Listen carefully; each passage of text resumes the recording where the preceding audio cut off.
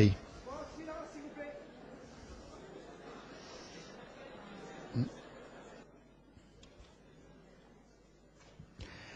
Si on fait des coupes axiales, eh bien, alors là par exemple, c'est le genre de coupe très facile, il n'y a pas grand-chose à retenir. Hein. On va se retrouver pour les coupes les plus supérieures, ici, on va voir la substance grise et la substance blanche, bien sûr, de la partie la plus haute. Voici le plan. Alors, quand vous sectionnez, vous allez sectionner en partie le sillon, ici, frontal, le sillon frontal supérieur.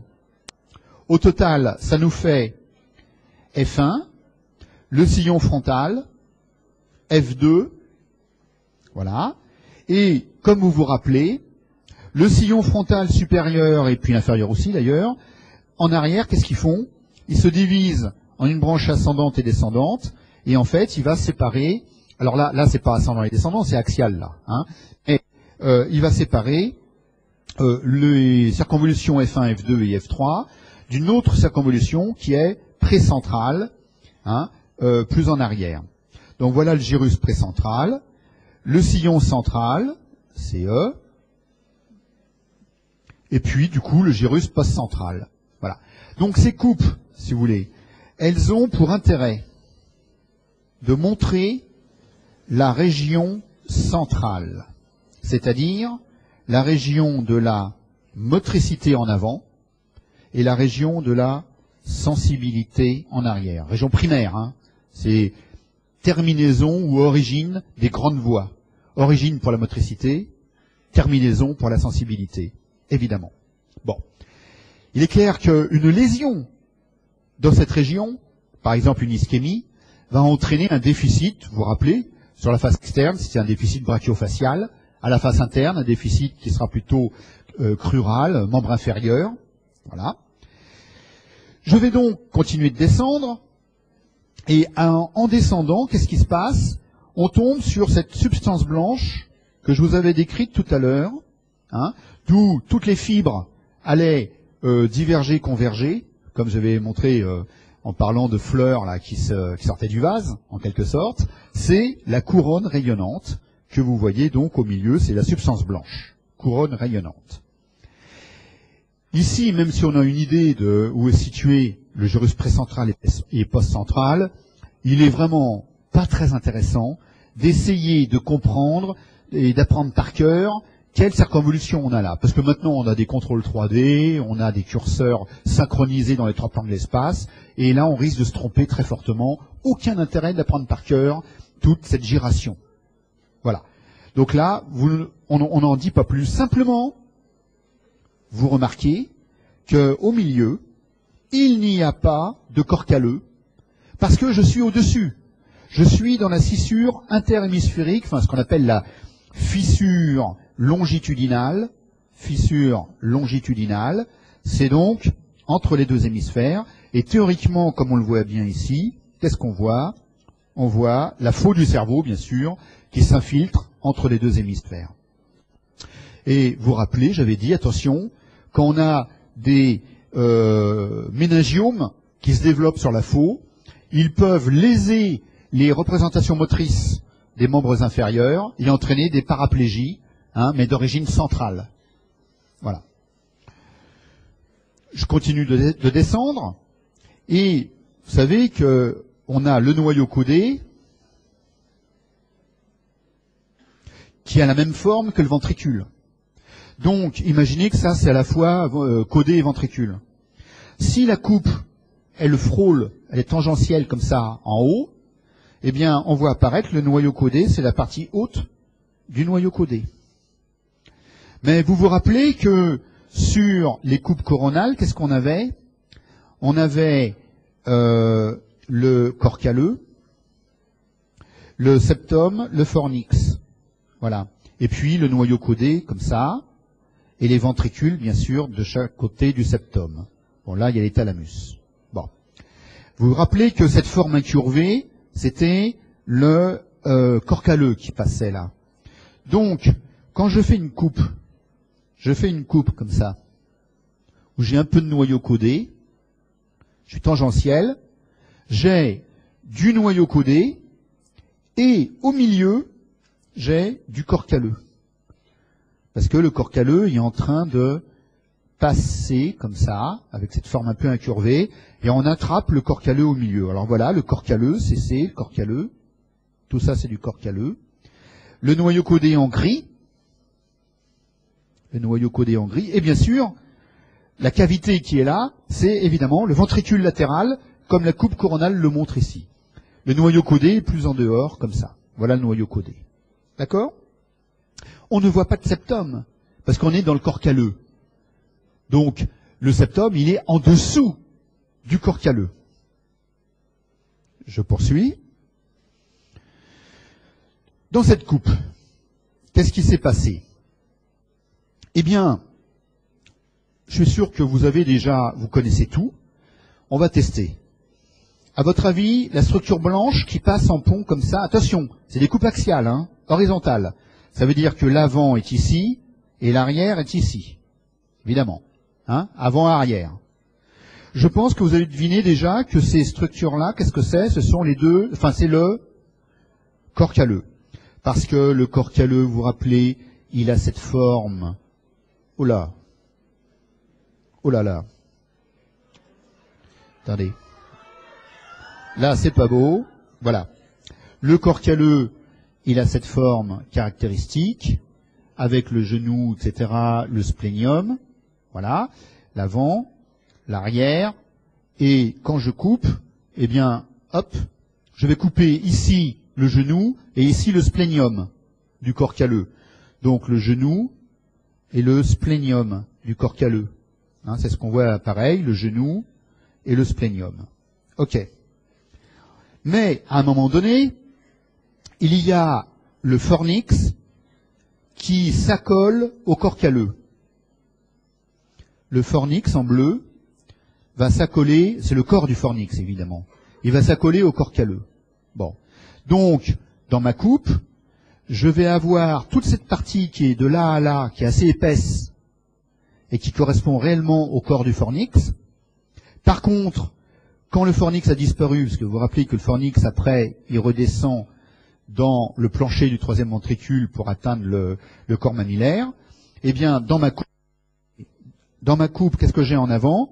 J'ai ici, dans la coupe, du septum pellucidum. Donc, en arrière, je coupe du fornix. En avant, je coupe du septum. Je pourrais même mieux faire pour les couleurs. Oh là. C'est un bug. C'est pas grave. On va. Donc, cette partie ici, c'est cette partie-là. C'est le septum. D'accord? Septum pellucidum. Donc la coupe vous montre bien la séquence, septum en avant, fornix en arrière. Voilà. Alors maintenant, vous allez me dire ce que vous reconnaissez. Ce noyau qui est un peu triangulaire, c'est bien sûr le putamen. Bon, en fait, c'est le lenticulaire, mais la partie putaminale. Ce noyau gris qui est le long du ventricule latéral, qu'on recoupe ici, c'est le noyau codé.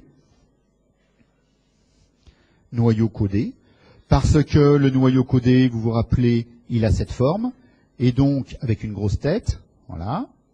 Et donc quand je coupe horizontalement, je coupe une fois la tête en avant, la tête, et une fois le corps en arrière. Le corps, là, la petite partie qu'on voit ici. Là, je mets ma flèche pour montrer, voilà, juste cette petite partie qui est là, en arrière du thalamus. D'accord ? Donc le noyau codé coupé deux fois. Une fois en avant, une fois en arrière. Entre les deux, vous avez vu cette masse grise.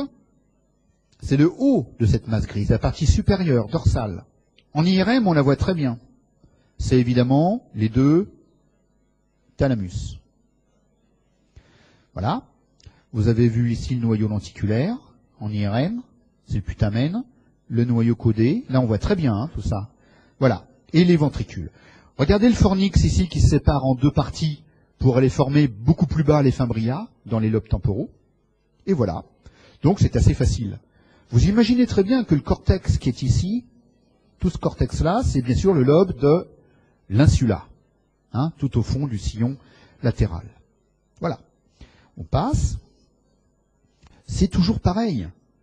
Ici, on retrouve le noyau caudé, la tête, le noyau caudé, là, le corps qui va descendre, en arrière des deux thalamus.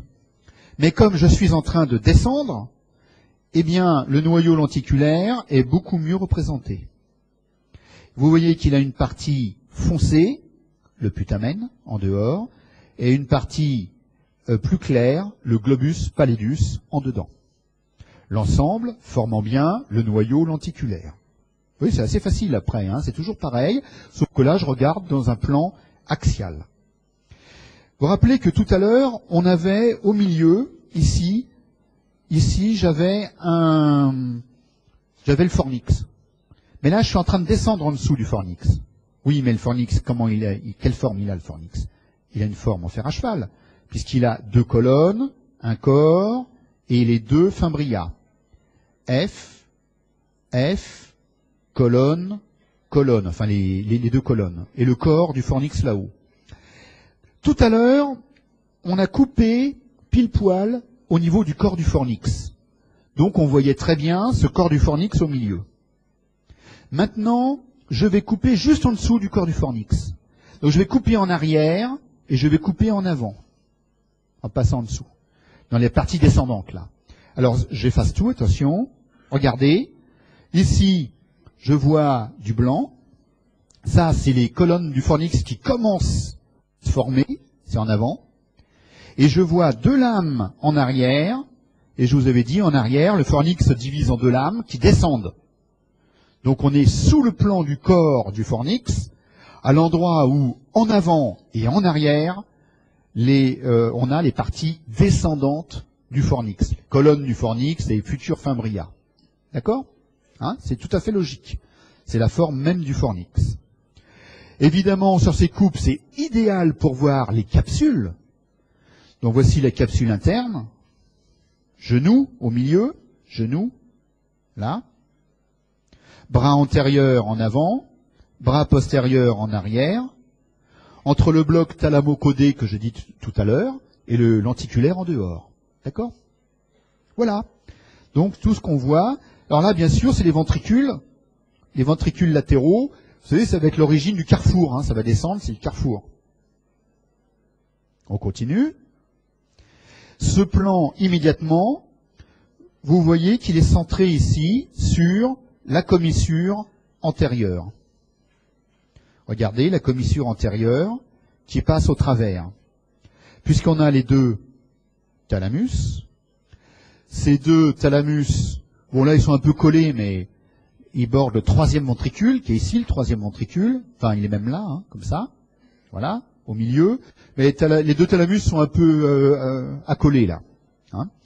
Donc le troisième ventricule, et quand je regarde en avant, je n'ai plus de fornix, mais quand même, vous savez que la commissure antérieure, elle passe en avant des deux colonnes du fornix. Et donc les deux points blancs, enfin les zones blanches, c'est la section des colonnes qui descendent vers les corps mammillaires. Colonnes du fornix, vous les voyez très bien. En IRM, c'est exactement la même chose. Regardez. Commissure antérieure. Tout ça, c'est la commissure antérieure. On la voit très bien. Et quand vous regardez en arrière de la commissure, vous voyez les deux piliers du fornix qui sont en train de descendre et qui relaient les informations de l'hippocampe vers le corps mammillaire. Ok ?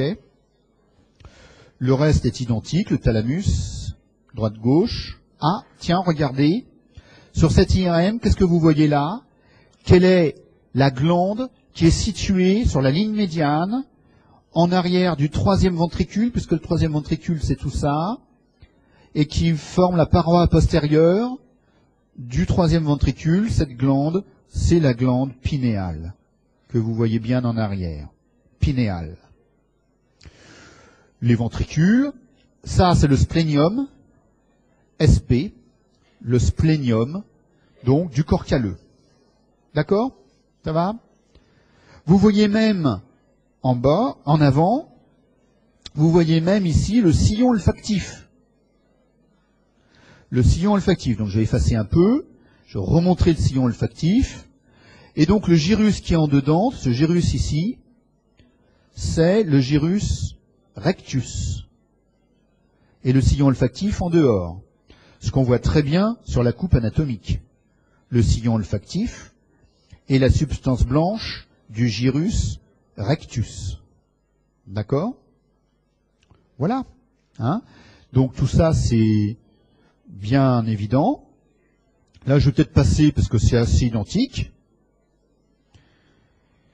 Et à force de descendre, on va tomber sur la région du tronc cérébral. Alors, dans ces coupes, celle-là, elle est très intéressante. Elle vous montre d'abord le mésencéphale. Vous reconnaissez sûrement ici cette région du mésencéphale, avec le locus niger, ici, le crus cerebri, c'est le pied du mésencéphale, en blanc. Pourquoi il est blanc? Parce que je vous ai dit que dans le pied, il y a toujours les grandes voies de la motricité qui descendent, donc c'est de la substance blanche, c'est des axones myélinisés. En avant, les voies de la motricité. Le locus niger qui le sépare du tegmentum. Et dans le tegmentum, on voit apparaître deux noyaux, les noyaux rouges. Vous voyez que en IRM, c'est pas très facile. En pondéré T1, parce que c'est toujours la pondération T1, on voit mal le locus niger. On le devine, mais il est quelque part par là. Par contre, on voit très bien la substance grise autour de l'aqueduc, périaqueducal. Regardez, SGPA, c'est la substance grise périaqueducale, autour de l'aqueduc cérébral, aqueducal, SGPA. Donc on la voit très bien, et au milieu on voit l'aqueduc. Je rappelle que l'aqueduc cérébral réunit V4 et V3. Hein, V4 dans le tronc cérébral, V3 dans le diencéphale, et cet aqueduc, il est mésencéphalique. V3 dans le diencéphale, hein, bien sûr.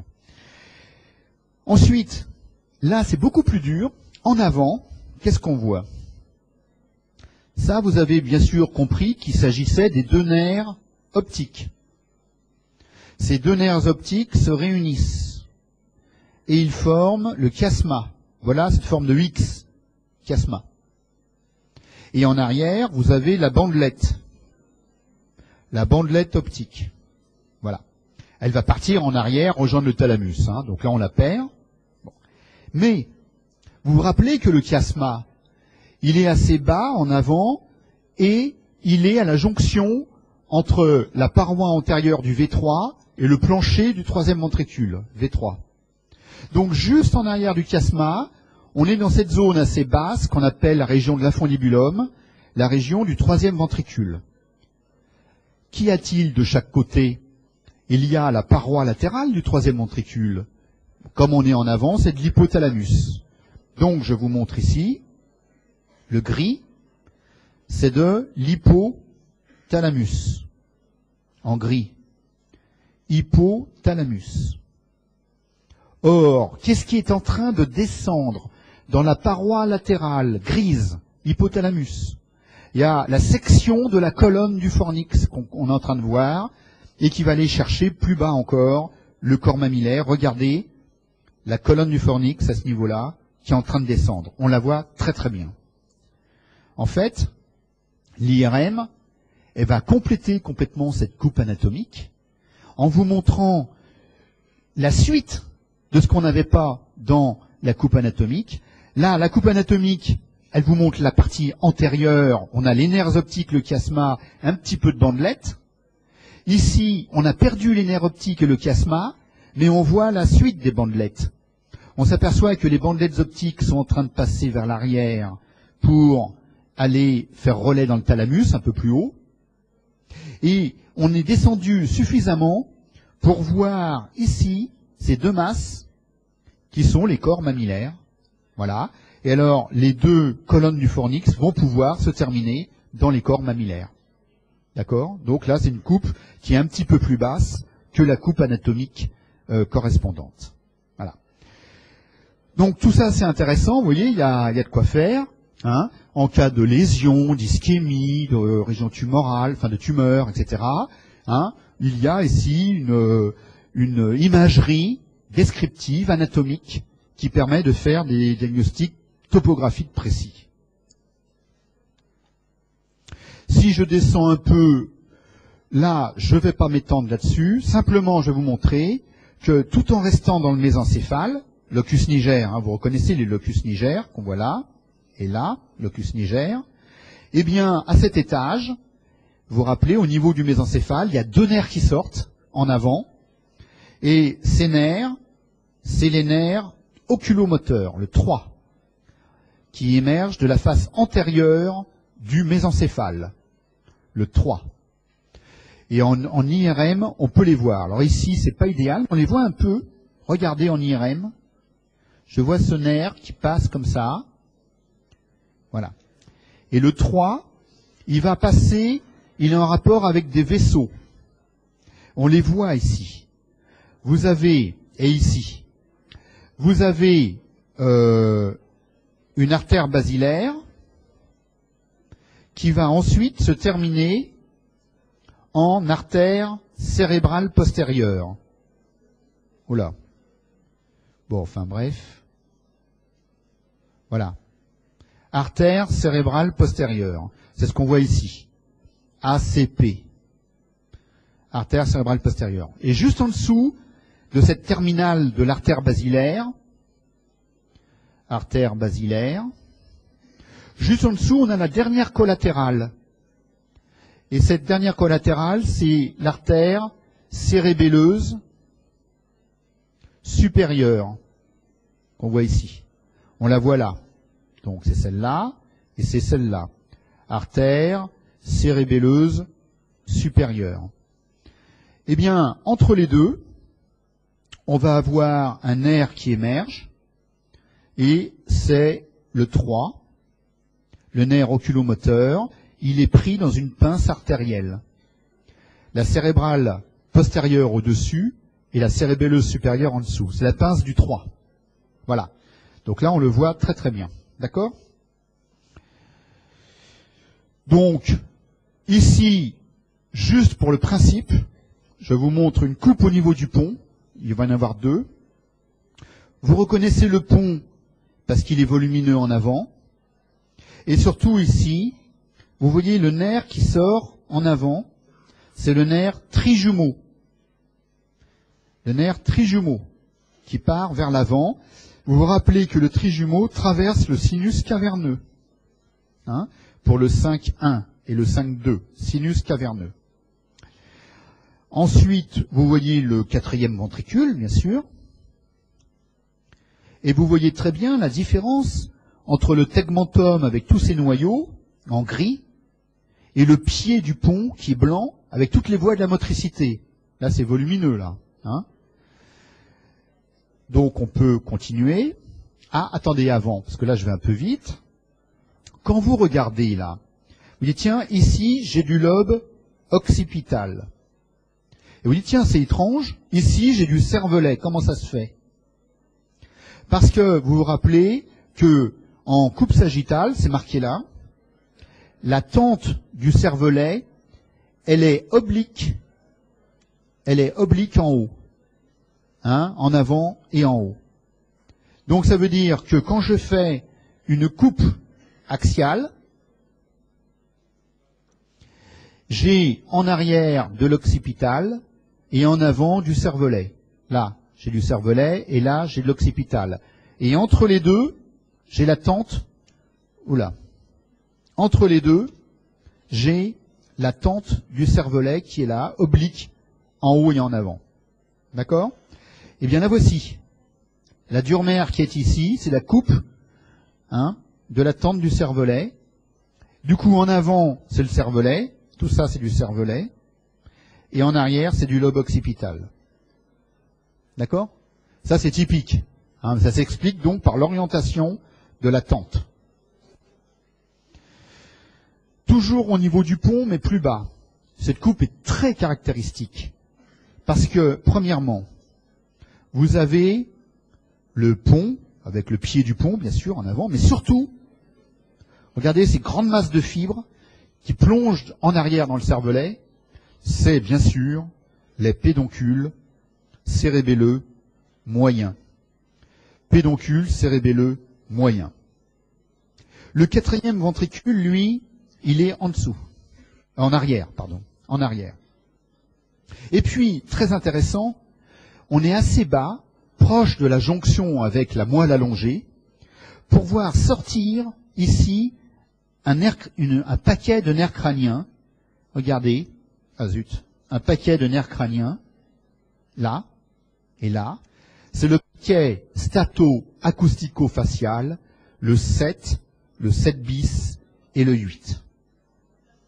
Et vous voyez, ici, il est orienté en dehors, parce que le trijumeau, lui, partait en avant.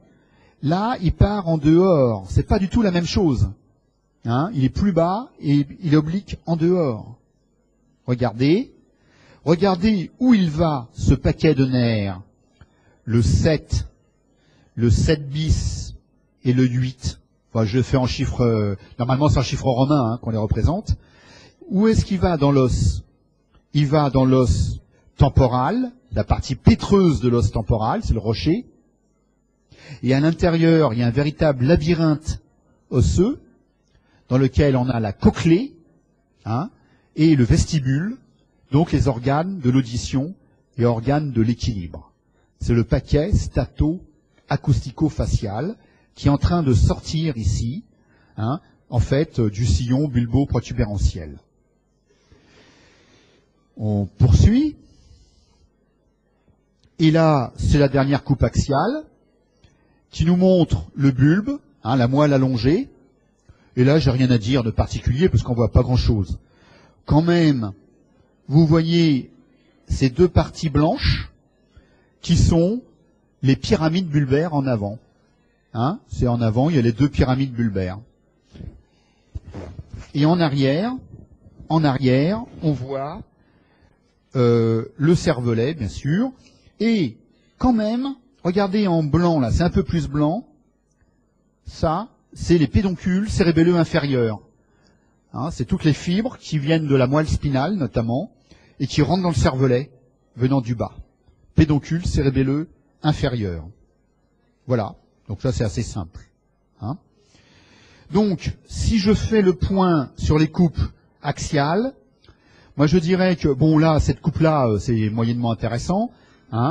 Il faut vraiment connaître les sorties de nerfs crâniens, donc connaître les sorties du paquet 7 bis 8, stato-acoustico-facial, donc au niveau du pont, connaître l'émergence du trijumeau, comme ici, donc les coupes au niveau du trijumeau, ça c'est important, connaître l'émergence du 3, voilà, ça c'est important, et avoir compris les voies optiques en coupe axiale. Donc là on a l'ensemble, partie antérieure qui se continue ensuite en arrière. Ce qui manquait, voilà la partie antérieure. Ensuite, bon là après, il y a une coupe de référence, je dirais, c'est celle-là, disons, celle où on voit tout. Être capable de comprendre une coupe axiale globale, type, c'est la coupe axiale de type Fleschsig, on l'appelle. Il y a tout dedans. Il y a le putamen, le globus pallidus, les capsules, le claustrum, tout. Voilà. Et puis, avoir compris en haut, simplement, voilà, que en dessous de la couronne rayonnante, vous attaquez le bloc ventricule-noyau codé. Et donc, vous allez voir la succession du ventricule-noyau codé en fonction de leur forme. Bon, voilà, c'est l'essentiel. Mais la coupe standard qui passe par le noyau lenticulaire est vraiment importante. Parce qu'il y a les capsules, il y a les noyaux, il y a tout dedans. Le thalamus, etc. Voilà. Alors, pour les coupes sagittales, je vais juste en montrer quelques-unes. Je vais aller directement sur les coupes sagittales. Voilà. Première coupe, très sagittale, médio-sagittale. Au milieu. Médio-sagittale. Alors, c'est simple, on voit rien. Puisque en fait, c'est la faux. Ça, c'est la dure-mère qui nous cache toutes les circonvolutions. La faux du cerveau. On a de la chance, c'est passé pile poil au milieu. Parce qu'il faut imaginer qu'au départ, Au départ, on a le crâne entier, donc il faut aller bien au milieu, puis hop, voilà.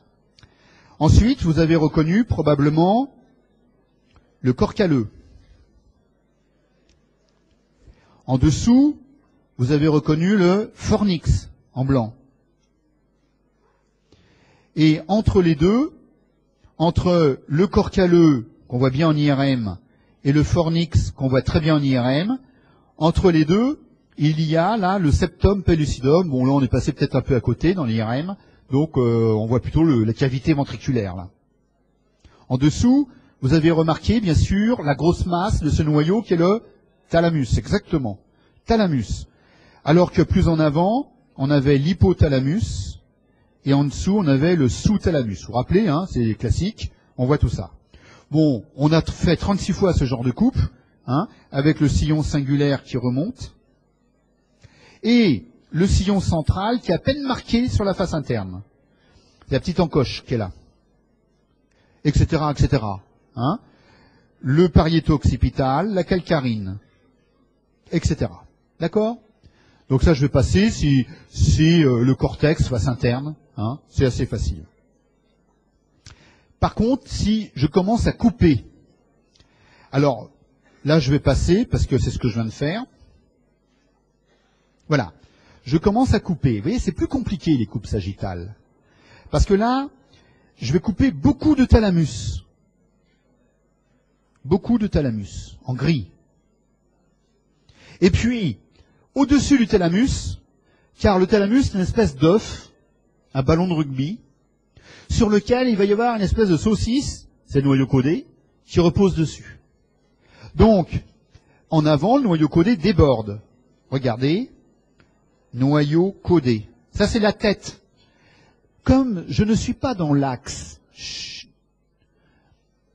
c'est un peu difficile à comprendre. Donc, si essayez justement de vous imprégner, parce que là, je vais vous aider à mieux comprendre, sinon vous serez perdu.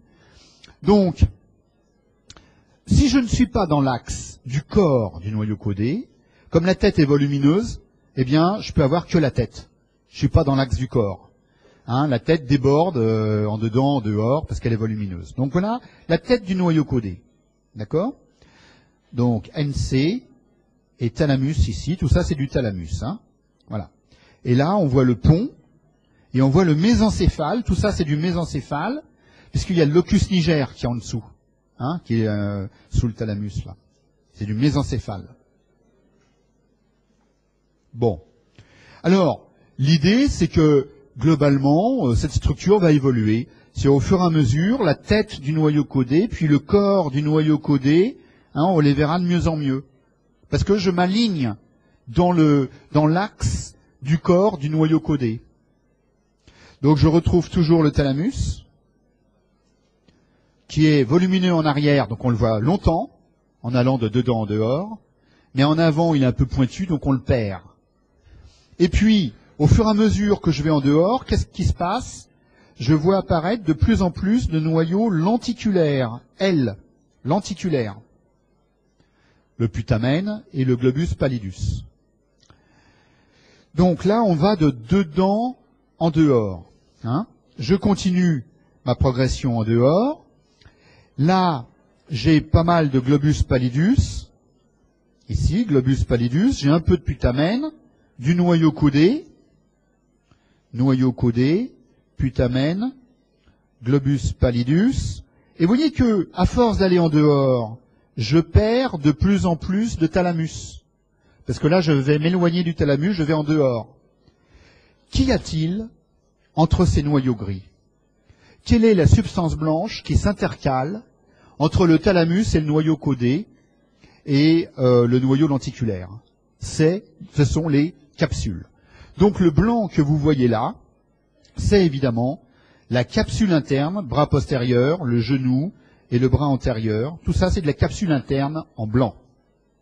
Capsule interne. Vous voyez, on voit pas mal de choses hein, quand même. Et puis maintenant, je vais commencer à voir le lobe temporal, la 5e circonvolution temporale. Donc là, je ne vais pas en parler sur ce plan. Mais voilà, à partir de ce plan, on va essayer de montrer comment visualiser la 5e temporale dans les coupes sagittales. Lorsque la coupe est très interne, puisque là on a le tronc cérébral. Ici on est en dedans. Ici on est en dehors. Lorsqu'on est très en dedans, je ne coupe que le gyrus parahippocampique. Ça c'est le gyrus parahippocampique. Donc vous avez ici du gyrus parahippocampique, G, P, H, qui d'ailleurs, en avant, hein, tout ça, ça se recourbe en crochet, on a l'accus de l'hippocampe bien sûr. Bon. Ensuite, je vais continuer à aller plus en dehors, et au lieu d'être là, maintenant je suis ici, c'est-à-dire que j'attaque l'hippocampe. L'hippocampe, lui, il est recouvert d'une lame blanche qu'on appelle alvéus. C'est la petite lame blanche qui est là. C'est normal, c'est les fibres qui alimentent la fimbria. Bon, donc c'est elle, qui passe comme ça de dehors en dedans pour aller former la fimbria. C'est l'alvéus.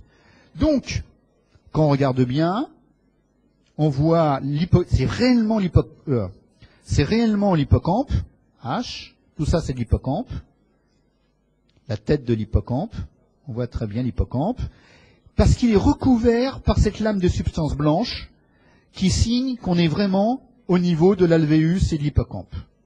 On voit très bien ici, voilà l'hippocampe, H, hippocampe, et ici bien sûr la même chose sur l'IRM, c'est de l'hippocampe. Mais vous vous rappelez que en avant de l'hippocampe et un peu au-dessus, il y avait un autre noyau. C'était l'amygdale. L'amygdale est située ici, dans l'incus de l'hippocampe, et on la voit à ce niveau-là. Voilà, en gris, c'est l'amygdale. A, amygdale. D'accord? Donc c'est, en grossissant les choses, c'est ce noyau qui est ici. Ça, c'est l'amygdale.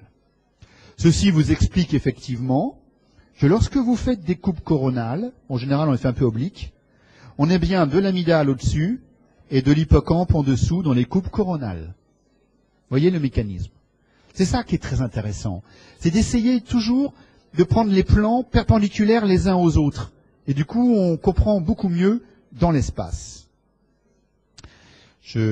Voilà, ça va là, hein? Alors le reste, vous voyez le noyau codé là, on est en train de le perdre. Il n'y en a presque plus. Le putamen qui a la même couleur, évidemment, il est de mieux en mieux vu parce qu'on va en dehors. En dehors, c'est vers la base de la pyramide. Hein, donc c'est tout à fait logique. Voilà. Et le thalamus, il a quasiment disparu. Thalamus, presque disparu. On continue. Ça y est, on a tout perdu. Hein. Noyau codé terminé, thalamus terminé, et il reste le putamen, P. Par contre, vous voyez très bien l'hippocampe. Regardez là, cette espèce de saucisse. Là, ça, qui fait une saillie dans le ventricule. C'est vraiment l'hippocampe, avec sa forme de saucisse. Vous voyez? Là, ou là. Donc je vais vous le montrer avec des flèches. Ici, ici, tout ça, c'est l'hippocampe. Voilà. Donc, l'hippocampe, que vous voyez, bien sûr, aussi, globalement, sur cette vue, voilà, l'hippocampe. Donc, en dehors, quand on va de plus en plus en dehors, à un moment donné, l'hippocampe, ça a une forme simple, une forme de cylindre, une forme de saucisse, caractéristique.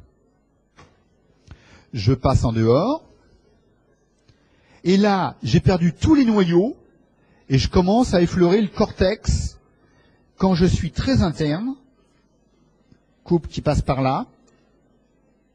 Je passe dans quoi? Je passe ici dans le lobe de l'insula. Et effectivement, regardez, ici vous avez toutes les circonvolutions insulaires, les 5 circonvolutions insulaires qui sont là. D'accord? Les circonvolutions insulaires. Alors là, c'est fini, on a la cavité ventriculaire, il n'y a plus d'hippocampe. On est passé en dehors de l'hippocampe. D'accord? Et voilà. Et on arrive dans le lobe temporal, partie externe, T1, T2, T3, puisque, en fait, les sillons qui sont ici, voilà, vous séparent parfaitement T1, T2, T3. Or, vous remarquez que dans T1, je vais effacer tous mes petits dessins, vous remarquez que dans T1, il y a un drôle de gyrus qui est la face supérieure de T1, celui-là, c'est le gyrus de Heschel, comme vous l'avez deviné, qui est dessus, à la face supérieure. Donc on ne le voit jamais. Il est caché à l'intérieur du sillon latéral. Il faut écarter bien le sillon latéral pour voir le gyrus de Heschel. Et le voici en 3D dans le Digital Anatomist. Dans le Digital Anatomist, vous faites ça dans Google et vous avez un excellent site qui donne ces images 3D qui sont très belles. Digital Anatomist. Voilà. Voilà. Eh bien, voilà l'essentiel que je voulais vous faire passer. Donc, vous voyez une analyse de l'hippocampe un petit peu plus fine, hein, et puis les grands principes. Vous savez, si on veut résumer, les grands principes, c'est que vous avez, attendez, juste pour vous résumer le cerveau, de manière très simple. Vous avez, votre cerveau, c'est quoi? C'est au milieu, hein, il y a votre troisième ventricule au milieu, le V3. Alors, là-dessus, en dehors, je veux dire, il y a deux gros ballons de rugby. C'est les thalamus. Et puis, dessus, il y a les saucisses, là. Voilà. Ça, c'est la tête, le corps et la queue du noyau caudé. Donc ça, c'est le noyau caudé qui lui passe dessus. D'accord? Puis en arrière, et puis carrément dans le lobe temporal en dessous. OK? Et puis après, vous avez une pyramide qui s'est couchée. Donc ça, c'est le plan interne, hein, l'œuf, hein, ou le ballon de rugby, puis la saucisse. Et puis, beaucoup plus en dehors, il y a la fameuse pyramide qui s'est, je vais faire une autre couleur, la fameuse pyramide qui s'est couchée, hein, et là, c'est le noyau lenticulaire. Voilà, globalement, c'est ça, hein, plus un mur ici, qui est le claustrum. Voilà. Alors, dans ces plans, on se déplace, hein, on va se déplacer. Donc, soit je suis au milieu, ici, je suis dans mon ventricule, soit je suis plus en dehors, ici, et je suis sur le bloc thalamo-caudé, soit je suis encore plus en dehors, et je suis sur ma pyramide. Terminé. Et entre les deux, la capsule qui descend. Et puis de l'autre côté du thalamus, le ventricule. Et c'est fini. Ça, c'est le cerveau. Enfin, cerveau, version simplifiée et asbounienne, si vous voulez. Voilà. Bon, donc on va terminer là-dessus. On fait 5 minutes de pause. Et après, on fait la vascularisation pour terminer la morphologie.